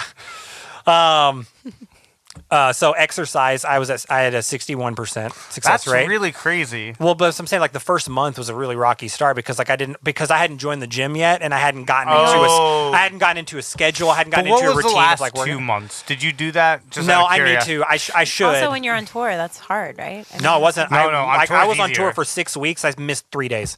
Yeah, I when worked out every fucking day. So my routine on the road is I do 100 push-ups every day, no matter what. That's my baseline. I lost almost 20 pounds on tour. Yeah. Like Wow. in 6 weeks. Yeah. So Tour's easier. Yeah, 'cause you tour's don't easy have- because don't you have stay it- in a yeah. hotel every You don't have day, and the distractions. hotel has a gym, and you have a schedule every day. Yeah, And gym is every 2 day floors the same. below you every day. Every single day. And so like I was actually, I mean, I would rather be home and like be a husband and be a dad, but whenever I'm away, I can really take advantage of the fact that like You can go to the gym for 2 hours. I can go to and it the doesn't gym matter. every single day. Yeah. Like my schedule doesn't change because like Yeah. I don't have to be a dad whenever I'm on the road the same way I have to be a dad whenever I'm at home. And so You could literally FaceTime Ellis while you're on the elliptical if you needed to. yeah, well, don't do that while I work out now. Don't use an elliptical. Come on, man.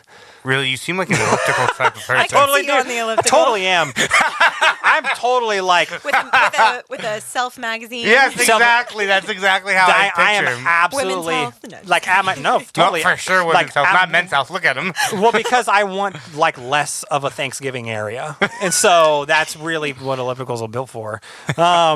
So soda's 81% successful, exercise 61% successful, reading 44%. That was a big one. It's been tough for me to carve out time to read. What are you reading? What book are you reading right now? I don't read. Well, I don't read nonfiction. I read fiction. Excuse me. I don't read fiction. I read nonfiction. I pretty much only read things that I can learn.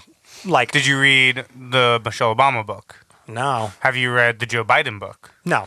I'm not as political as you are. And so But even they're not political books. no, I know, but They have zero political background. well, I I have a know couple for they're you. like amazing stories. Have that you they read Shoe Dog?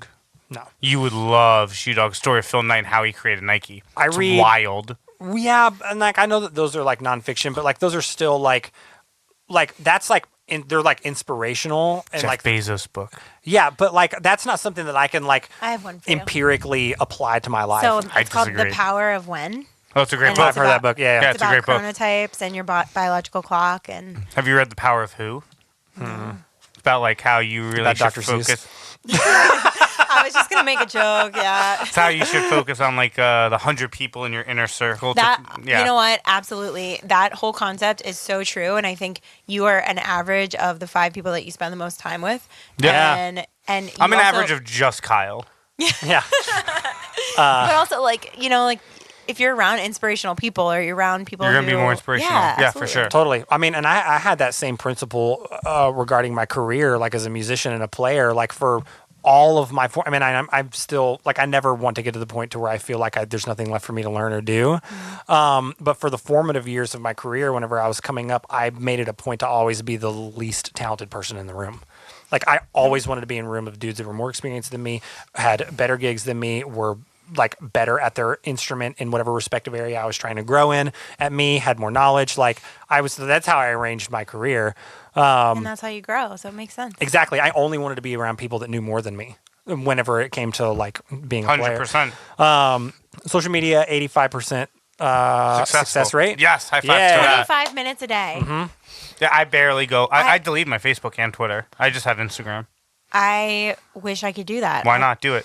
My business. Doesn't matter. Well, Do you yeah. have an assistant? Do you have an intern? No. Let's get you an intern Okay. and delete your own Facebook and Twitter. That's what I Right. did. Yeah. No, that's what I did. I set up. I set up. I feel bad I set up forget screen about time, and I Facebook. gave Amanda the password. And so it forces me to now choose why I'm going on social media, knowing that I've got a brick wall limit. That if I hit 25 minutes, I can't go back on until the clock resets at midnight. And so I don't Wow. have that password. And so some people may say like, "Oh, well, you just gave someone the password, and so obviously like you can never go over that limit now." I'm like, "Yeah, you're right. The point was to not go over that limit." And so Yeah. obviously I'm going to first of all use what is available to me to like be successful at that. But second of all, I was more concerned about shifting my perspective about social media. And so now I literally will only go on to do things that I need to do. And 25 minutes is more than enough time to do that because you can curate the majority of a post outside of the app. You can edit photos outside of the app. You can type up True. what you want to say outside so of you the can app. do You it. can do It's so many things. It's engagement with my audience, though. So what are you doing? Questions, Like, Oh, because the physical time you have to spend in the app to read comments and reply to But comments. how like, that often adds are up. you not doing that and you're saying to yourself probably you way are? too much.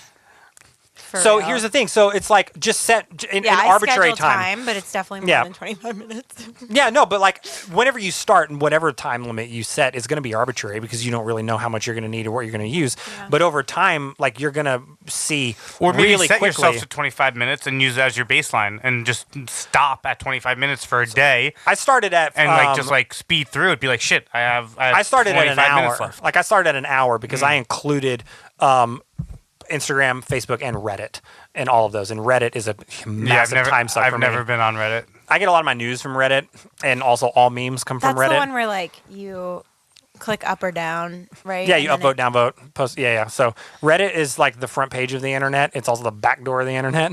Yeah, I've pretty never much, really used that, but pretty much all memes that you see on Instagram posted by Instagram meme accounts were from on Reddit the week before. interesting. All of them. Literally all of them. I've been on Reddit for years. I had to delete my Reddit account because it got to the point where I was on it so much. It's kind of smart because people will know if other people will like it because it goes to the top, right? Exactly. So, yeah, meme accounts just gank all the top memes from Reddit. And the vast majority of people on Instagram don't go on Reddit because Reddit, honestly, originated as a forum. It's not. Isn't really social media the way that you and I would think of social media. Yeah. Anyway, so social media, 85% success rate. Prayer, 100%. Pray every night before I go to bed, every morning whenever I wake up throughout the day. Putting my family before myself, 84% success rate. That one is like a little bit harder because it's non-binary, and you have to like think about like what you did throughout the day. Of like, did I like only think about myself, or did I like put them first, or like was I being selfish or whatever? So it's like that one like makes me reflect on like my actions. Alarm, waking up by 8 a.m. every day, 64%. Tour was really brutal for that because most of the tour was on Central and East Coast time zone, and I was 2 hours and 3 hours ahead. So in order for my internal clock to shift, I had to sleep past my like 8 a.m. alarm time to still get like 7-8 hours of sleep a night and get a healthy amount of sleep. Well, I think that you definitely should more probably. important I than think getting- that you Stuff, yeah. should shift that.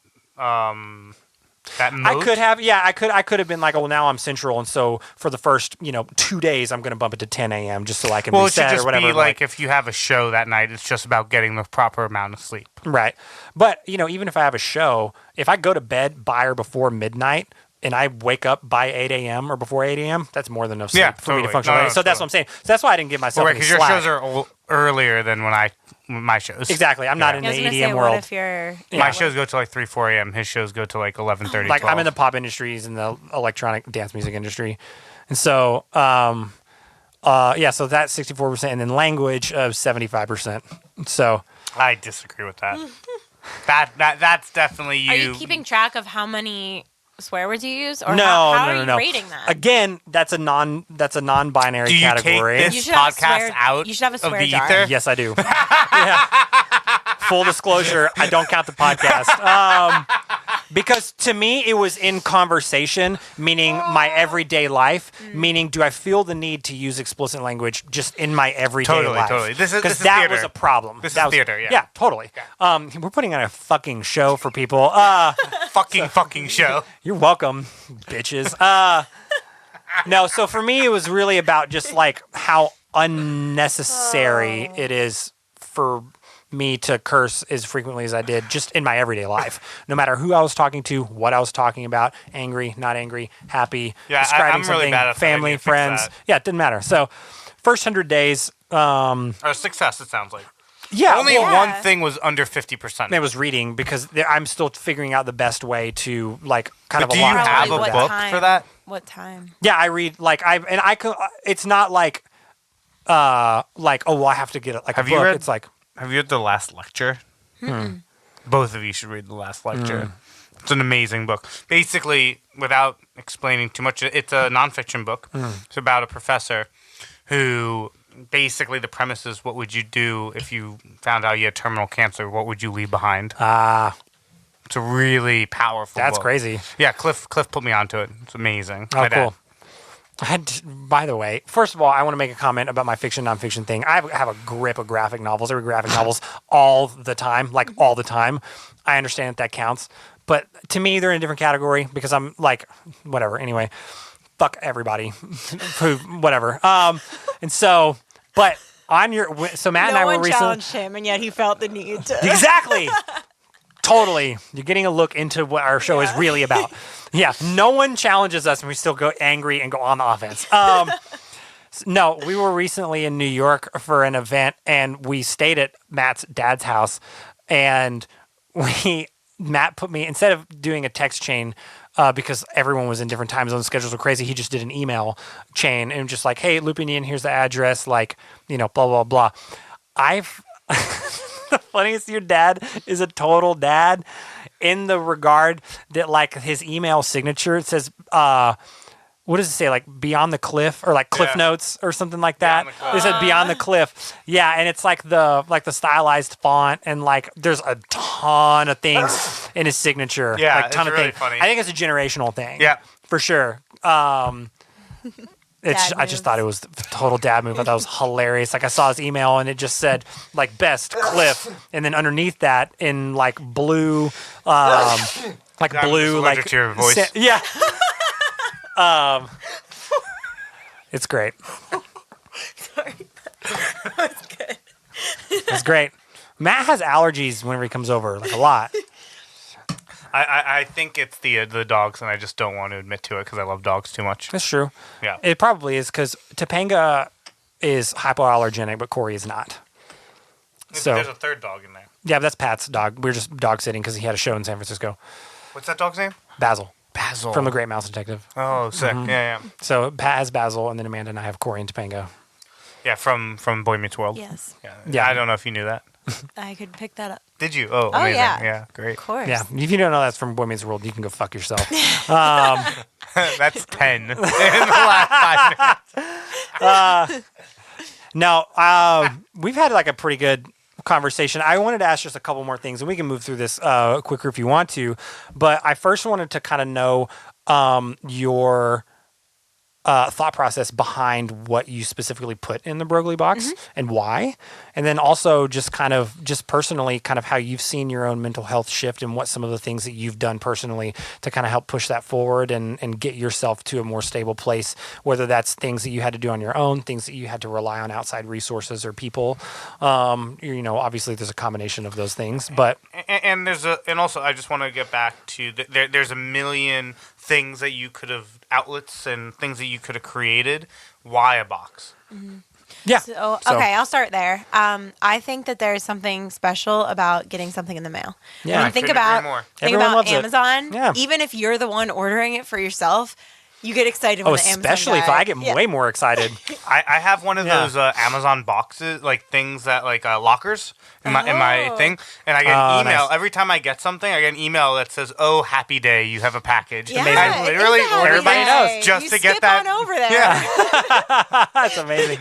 Yeah, so that concept, and also like, I mean, so a lot of our subscribers are actually recipients of gifts. So Gotcha. they're people very buying like either family, like parents or aunts and uncles, grandparents or friends, where they want to send someone a gift that is meaningful and can help them. So the person receiving it doesn't necessarily know what it is, and Sure. also like it's a surprise every quarter what the contents are. Yeah. Which I actually like thought about not making it a surprise and telling people up front so that they could sign up for those specific items.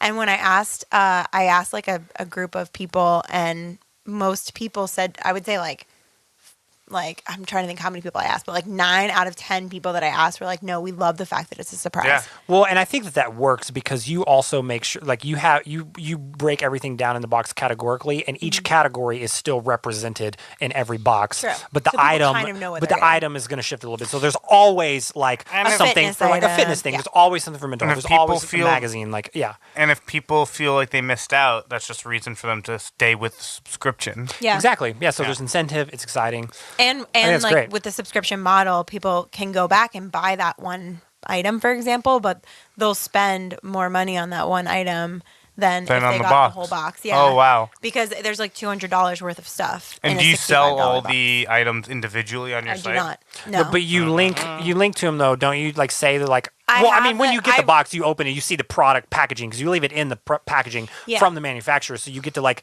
we got a diffuser. Like I got to open the box, like the From diffuser that Serene came House. Yeah, from exactly. from that company. And so obviously, if you want those things, you'll know what they are and you can buy them. Yeah, and we Yeah. like tag all of the vendors on Instagram and Well, because you have good relationships with yeah, them. exactly. So. Like want to help them out too, but yeah. So how I select the products inside the box, like you said, there's categories, but those categories were sort of researched over time. So. You know, I would say probably like 2.5 years ago is when I kind of came up with the idea. And then since then was just researching. And I had like huge lists of stuff that was interesting, had science research behind it, but also just like feel good stuff. Like I know what I've been through this and I live this. So what has made me feel good? And then also what has made my peers feel good that may or may not be coming from a therapist or someone that has, like done all this research and science behind each product, but knows that it actually works in some way. So like gratitude, like journaling, like there's actually like science behind that and there's research behind that. But, a candle, for example, is not really something that like there's been studies on. I just know that when I'm like feeling really all over the place. Yeah, but everyone loves candles. Everyone loves candles, right? There It's you a go. feel-good product. It's a feel-good product. Exactly. Candles know are what? the shit. And when people light the candle from the Broglie box, they can think to themselves like, "Oh yeah, that came from my mental health box," and like reflect back on, have I thought about my mental health today? Yeah. Have I well, thought the about how I'm Serenity feeling? candle was Yeah. It's so amazing. good. First of all, every time I always see that, I'm a huge Office fan.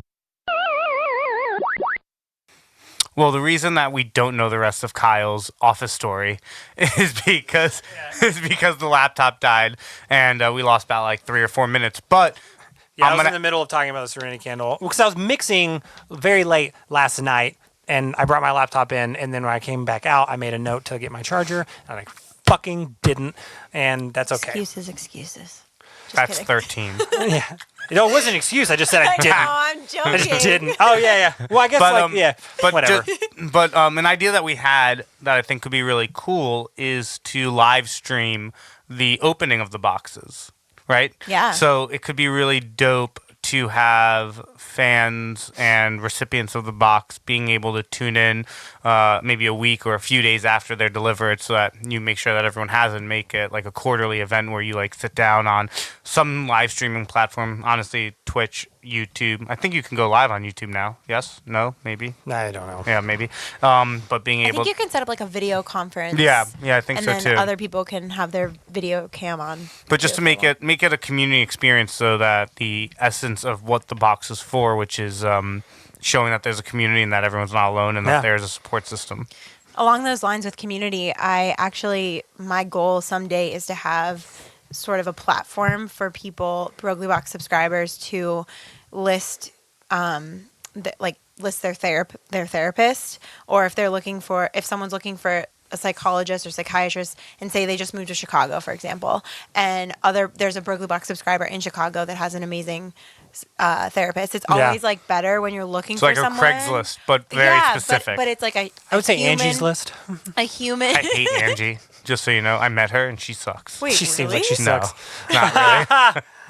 I was like, I thought that was just named after someone's like. Mom. Great It's Yeah. Kyle's great aunt. No, Actually. Angie's List is for like utilities and services and stuff like that. Yeah. Yeah, Like, I need a exactly. plumber. So it's like a Yeah. Yelp almost. It's Yelp. Yeah. So But like you're it's- talking about like wanting to do that to connect people with mental health professionals. Yeah, And, like, by someone that like is kind of in the same community, whereas like, Yes. and not, there's no ads like on Yelp. You can advertise Oh, your yeah. business or Well, whatever. peer recommendations are always the most authentic form of like getting someone into doing something. Even if you don't know the person personally, it's another human that has. Well, again, it's the sense of community of saying like, I've struggled with this, you've struggled with this. I know that you have because we both have this box. Yeah. Yeah. Anyone that has struggled with this knows the things that are overlapping that everyone has to deal with. Like some things with like mental health are really specific to each person. And there's a lot of things that overlap and almost everyone has to deal with that thing. Totally. You know, one of the things that I think is you know, a common thread is just the isolation of feeling alone. Like, I don't think I've ever known anyone that has had any type of mental health battle and at some point didn't feel like they were on their own. Yeah. You know, and that's really hard. The other thing I wanted to talk about for the box, which I don't remember if it was before or after the computer died, but the How magazine. dare you mention that? So I'm so sorry. Oh, you should mention it more. You know when the computer died? I'm the sole editor of this show. I will take all of this nonsense out. Oh, that's amazing. The world will never So anyway, know. yeah, before the computer died. No. When we talk about the magazine. The in there. magazine. Yeah. So that's something very specific, and also I wanted to mention it because it's like everyone's favorite part, and it's so different from other subscription boxes because there's actual tools and resources that I wouldn't be able to put inside of a box. Yeah. Different apps that are out there, like nutrition information, articles from doctors. So again, my background, I'm a mental health advocate, not an expert, or a certified. You're an enthusiast. Yeah. Right. Yeah, exactly. I think it's safe to say you know more than the average person because of your care and your research done. Right. But you're I'm not- you don't have a certified. credential. I don't have a credential. I Yeah. don't have letters after my name. And there are But you've so watched many, a lot of YouTube videos, which in 2019 Yeah. is like more important. but Watch a the shitload of Dr. magazine- Drew. The magazine, And Dr. Phil. Fuck that guy. He's not even a real doctor. he's not even a real doctor. No way. He has Believe that? 3 master's degrees, not a doctorate. Anyway. I mean, but that's still a lot. More That's than me. 3 more master's degrees than I have. Yep. But like, But it's not a doctorate. it's not a doctorate. I'm not calling myself a doctor. I'm calling myself has no master's degrees. That's what I call myself. HNMD. That's right. But yeah, Anyway. so that HNMD connects. So sounds like a doctor. H&MD. Or a disease. Like, I know. yeah. Yeah. Anyway. Diseases. Anyway, so the magazine. People love the magazine. It has the people that have credentials because yes, I've lived this and I can recommend and I've done the research, but some people trust those that have the credentials, and understandably, and they practice. They see so many different types of clients every day because they're in counseling or they're in research. So anyway, we have them write articles, self-help guides, different tips. Whose that are out magazine there. is it? It's mine. Oh, so Yeah. it's an in-house magazine. Yeah. Yeah, it's called Peace of Mind, but we put it together. It's awesome. Did you put it Ourselves. together before the box? No. So for the box. For the box. Very cool. Yeah. Very, very cool. Yeah. And It's we awesome. even, like, for this next one we're doing, we partnered with this app that gave us a discount code. So that's also going to be in the box, but like specifically in the magazine because there's a spread about like why that app is helpful, and then the Yeah. discount code so that people can download it. That's awesome. Yeah, That's really, really tight. like I love can't that. put that in a box, but I could put the information in a magazine Totally. in the box. So So the last little thing that I wanted to get to, I mean, we can talk all anyone wants, but I just wanted to kind of hear about your personal like story of realizing that you needed to really start getting, aspects of your mental health in check, what that looked like, and, kind of like, yeah, what that looked Yeah, like. There's so- no other way to frame that question other than the way I just did it. So what did that look like? So, I guess it started in middle school for me, just really feeling Did you grow up on the East Coast? yeah, I'm from Pittsburgh. Okay. I actually lived in Slovakia for 3 years, and so Like the country. the country, yeah. My dad's job moved us over there, and it was an amazing experience. But moving back, I was going into 7th grade, and just, I mean, in Slovakia, they grow up a lot. They don't grow up as fast as here in the U.S. So I was like a 7th grader Some in more a 4th innocence grader's there. mindset Yeah. almost. So I was thrown in, and 7th graders are savages. savages. Yeah. Like, regardless of the situation, middle school sucks. Like, Oh, absolutely. like, it doesn't matter if you've just moved back from a foreign country or you're just going through your regular day. Like, it's horrible. Totally. I got into middle school, hated everyone, and to this day, I hate all middle schoolers. And so It's like that movie Step Brothers. never where moved Will on. Ferrell Oh, gets, absolutely. Like, beat up. Yeah, and then he goes back. He's like, "Look, Mr. Gardaki, just leave us alone." I will quote that movie till 100%. Yeah, but I love it. That's so, a perfect reference.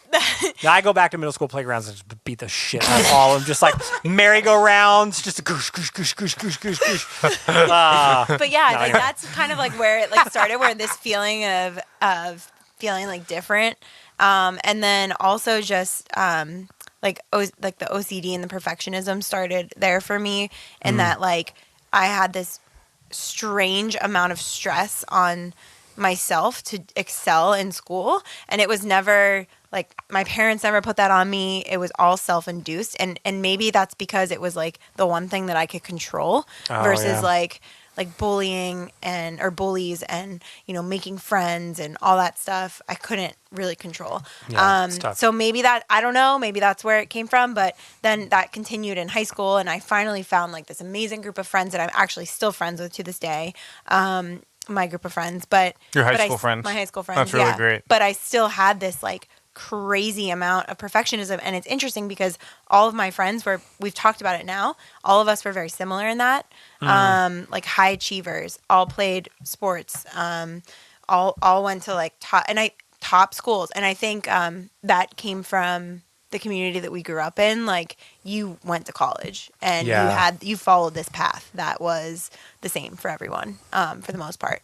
So and then like I chose a major that it's cool, but I didn't really think about what I wanted to do. I just Like, was you like, could kill Kyle and no one would know. with chemicals. Yes. Like you know how to cover your Excuse traces, me, right? you misspoke. I think you mean chemicals. That's the value that I bring to the table. Is things like comedy? that. No, just puns and word plays only.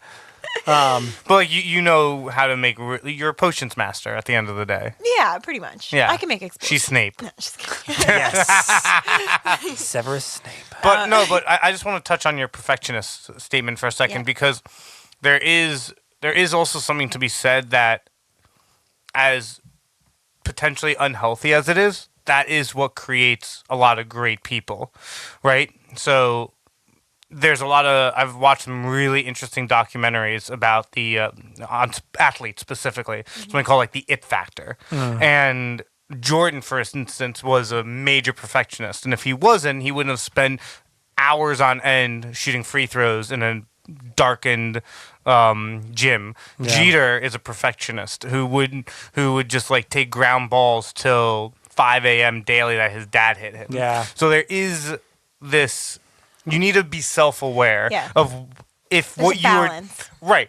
Are you doing it for a goal, or are you doing it because that's just how you are? Yeah. Right? And if you are doing it for something, like, what is that? And Yes. what is motivating you? And, I was always like, well, I have to do this to make my parents proud. And, I have to study chemical engineering because that's a guaranteed job out of school. And yes, those are important things, but does like my But they weren't important for your like, happiness, right? Exactly. Like, Yeah. and every person is different. And so I think just really reflecting on that, but yeah, it's and that carries through even now. Like I'm such a perfectionist to the point with my business that like I delayed the launch so long because I was like, it's not perfect yet. Like, I can't, Right. all the pieces, and it's never going to be. And now I've kind of been able to deal with that ambiguity, knowing that like when you're running a business, you have to wear so many different hats, and you don't know what you're doing half the time. You're just kind of Say yes and figure out how to do it figuring later. out Yeah. on the way. You're figuring it out on the way, and luckily, like, I've had such an amazing support system, and like there are like YouTube does exist, and like there's YouTube University. YouTube U. exactly, yeah. You can watch. YTU. That's what's up. But to that point though, there's a lot to be said for like what I call the 90-10 rule. So have you heard of the 90-10 rule? Yeah. So that's just how I get everything done. Is if it's 90% there, just ship it off. Yeah. Right? Because that last 10% will take just as long as the first 90%. Yeah. Well, and that is also the most subjective part too, because the first 90, in my opinion, with what I do for a living, is like the objective side of like I'm like executing aspects of my craft. I am doing my job. I am putting things out. Like I'm providing a skill set, or I'm providing a service, or like, you know what I mean? And so it's like the last 10% is also like, who's to say what is going to make that what they need? Yeah. You know what I mean? So Totally. What's interesting too about that 90-10 is I think if you have a deadline, it's a lot easier to achieve that. So in Sure, school, yeah, like I'm really good. I was really good at school. There were projects due. I had tests, whatever. Like there was a time that my time was limited and I had to know it by then, or I had to get it done by then, or that was it. Versus like with your own business or your own motivation or your own goals, like you have to be the one setting those deadlines. Yes. Otherwise, you could always do a little bit better. You could always do a little bit more. Yeah. You know? And so me figuring that out personally, it's like a day-to-day thing that I constantly am working on. So that perfectionism kind of led to this anxiety, and even like social anxiety. And then in college, because of like my heightened perfectionism and anxiety over school, I fell into like a very, very deep depression, and I didn't tell really anyone except for like a handful of people, because I like the things that I was thinking, the things that I was saying to those handful of people was like, it was very scary. Which now looking back, you know, I'm like, wow, like I'm so thankful that I got through that. And then when my brother fell into like his deepest depression, I always thought, well, I got through it and he will too. And unfortunately he didn't. But yeah, like that's been like the entire motivation behind all of this, is just that, you know, if you have the resources, you know that they're there. But when you're in that state of mind, the last thing you want to do is go and research it. Yeah, totally. You don't want Right. to go on YouTube University. Yeah. When you're, you know, like, That's why it's do all about the research. preventative care. Exactly. Like when you start to see the signs is when you need to really like reach out, because at a certain point you're too far gone that you're not going to reach out, even if the logical thing is to reach out. And then the reaching out, like you may not know who to reach out to, or the person that you reach out to may not know how to help you. And so that's why like the magazine in the box is so important, because it literally has resources like, this is where you go, this is how to find a doctor, this is how to pick a doctor, whatever. That's like, amazing. This is like a cheaper awesome. way of doing that, like whatever. So all those resources are in there, and like, you know, I like my mom and dad, for example, they had all the sympathy in the world because they, you know, we were their kids and they felt all this, but they personally had never experienced mental illness at all. So for them, it was an interesting learning experience, trying to understand what was going on, and they knew it was serious, but they'd never experienced it themselves. So it's kind of like, how do you know how to help someone if you haven't done it yourself? Totally. So that's why like getting like those resources and, you know, into people's hands has been like really important to me. I think that's great. I love it. Yeah, it's really cool that you're creating a business around like solely just helping people. Yeah, that's it's the great. goal. And Yeah. and with the name, like, you know, BroglieBox, it's definitely a tribute to my brother, but there's also a reason that it's not super obvious to what it is, because if someone's receiving this box and they're not ready to be open to tell Right. people, like, hey, I'm experiencing anxiety or depression, whatever, it's not like they don't see this thing at the doorstep and then people are like, well, what is that, or whatever, you know, like it's Yeah. just Someone kind could of- totally just describe it to be like, it's just a fun box with like some It's a stuff I wellness wanted around my box. house. Yeah. Yeah. People could say kind of whatever they want Yeah, about it. exactly. Totally. Well, thanks so much for coming on the show. Thanks for and having like, me. You guys are so fun. I'm glad you think so. So, I mean, obviously this is something that you've become very accustomed to discussing, but thanks for, I mean, Opening up, Opening sharing. up. I mean, it's always vulnerable to talk about something that like is painful, that like Yeah. people don't want to talk about, or that, you know, you have to like kind of call things out, and it's tough, and it can be really tough. But thanks for being here and willing to share about the company. And like, we wanted to do a mental health episode kind of from the start. I mean, Yeah. we've been talking about I mean, it for a long episode time. 2, we talked about your depression. Yeah. Yeah. And so, Yeah, again, But, if you want to join the community, right? It's BroglieBox.com. yeah, BroglieBox.com. And it's Nerds10, and Yeah. we'll hook you guys up. Yeah, so Nerds 10 will be 10% off your first box, and hopefully that'll be enough to get you into wanting to subscribe and being able to have a box every quarter. Pay it forward if you're listening to this and there's someone that you think should have a box. Get it for them. Absolutely. Yeah. Yeah, you may not need it, but that might not, like, that doesn't mean that, like, you don't need to get it for somebody else. Maybe this podcast is your outlet and we make you laugh. So because of that, you use this code and go help out a friend or a family Pay it member. forward. Absolutely. I think the biggest, for me, regarding mental health and just kind of like taking control of things in your life, the only wrong way to do it is to not do anything at all. And there's no step that's too small or insignificant to someone to let them know that you care and to let them know that there is a way out, no matter how small or big, like, that mountain in front of them is. 100%. To let them know that you're open to the conversation. Absolutely.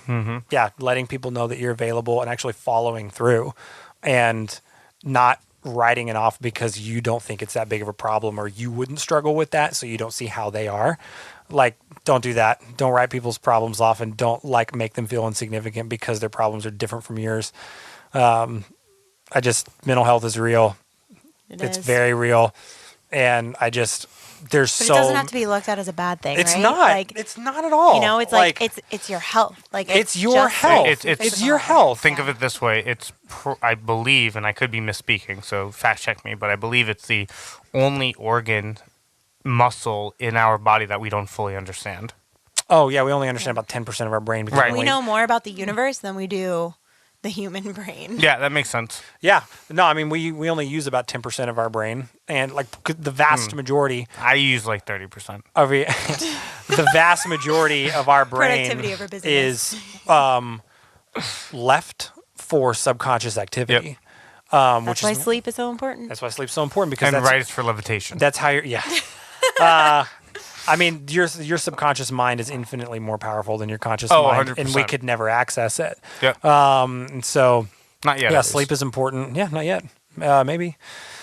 But yeah, mental health is serious, but it doesn't have to be scary. So just take the time to be honest with yourself if you feel like there's And if something you're not that a you want to serious talk person, about. you don't have to talk about it seriously, but take it seriously. Yeah. Exactly. Yeah. Yeah. Again, the only wrong way to do it is to do nothing. Yeah. So even if it's a small step. And for people listening that maybe have friends that talk about it in a joking way, that might be their way of asking for help. Absolutely. So be very, very acute. Absolutely. You know, someone says something once, cool. If someone's saying something every time that you see them, even if it's in a joking fashion, it's probably their way of talking about it. Because not everyone can say it with a straight face. Exactly. 'Cause sometimes people need to say it as self-deprecation. Yeah. Or as just like a joke. So it doesn't hurt just asking them if they're okay. You Absolutely. know, and that could also be all the help someone needs is to just ask if they're okay. Yeah, that can be enough, but don't make any assumptions. Just ask. Totally. Just talk. Just be there. Thanks so much for being on the show. Again, Nerds10, NERDS10, BroglieBox.com. That'll get you 10% off of your first box. And we're going to continue to run that promo through September.